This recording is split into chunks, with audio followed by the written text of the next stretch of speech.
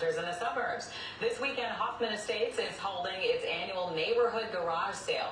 More than 157 homes will be taking part in the big event this weekend.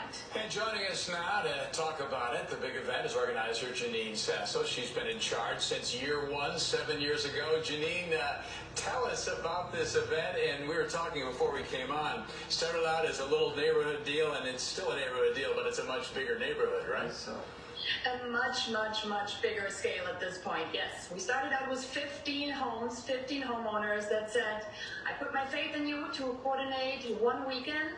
And from there, we grew. Right now, this year, over 150 homeowners are opening up their garages with tons of treasures. So we're really excited for this year's turnout. So what kind of items do people usually put up for sale in these 157 homes? So in the 150 plus homes, we really have everything. We're looking at, your typical kids' clothes, toys, but also like things like tools, antiques, vintage items, furniture. There is just something for everybody. We've seen RVs, we've seen boats, motorcycles. It's a wide selection and some really crazy cool stuff. So Janine, just give me an idea of how this works. Are the homes one after another, adjacent to one another, or do you go from neighborhood to neighborhood and have to travel, or is it all in one spot? So we do recommend you're going to come with a car anyhow, because you need to bring your treasures home and you're going to find a lot of them, right? But it is not one home after the other. They are spread out in a fairly concentrated area of Hoffman Estates, but it's definitely something you want to bring your car, you want to drive to the sales. Some of them are a little bit further apart from each other, but all super close. You can stop probably about every 2 minutes at a different sale. So what kind of response do you get from the community, and what's the parking situation?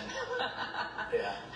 Well, the parking will definitely be, a little crowded, but the nice thing is with a community garage sale, you don't linger. I mean, you will get out of the car, you generally look, and then you move on. So we really have traffic moving quite nicely. So far we haven't had any issues, and I'm crossing my fingers and toes. This year is going to be the same. And it's really just, the community has been so good about it. I mean, they love having the people come. We have people come from Indiana, Michigan, Wisconsin, and even other, Chicago suburbs to just come and shop. So it's been well received for driving that traffic. Well, best of luck, Janine. Again, the timing of it this weekend, give us the hits, runs, and errors on this.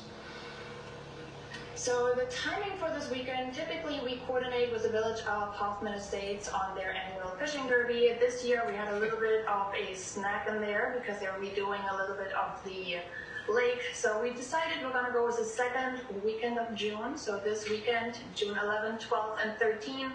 And then it's general hours 9 to 5. So the shoppers are there and they set up early around 8:30. So we have the first bargain hunters coming out normally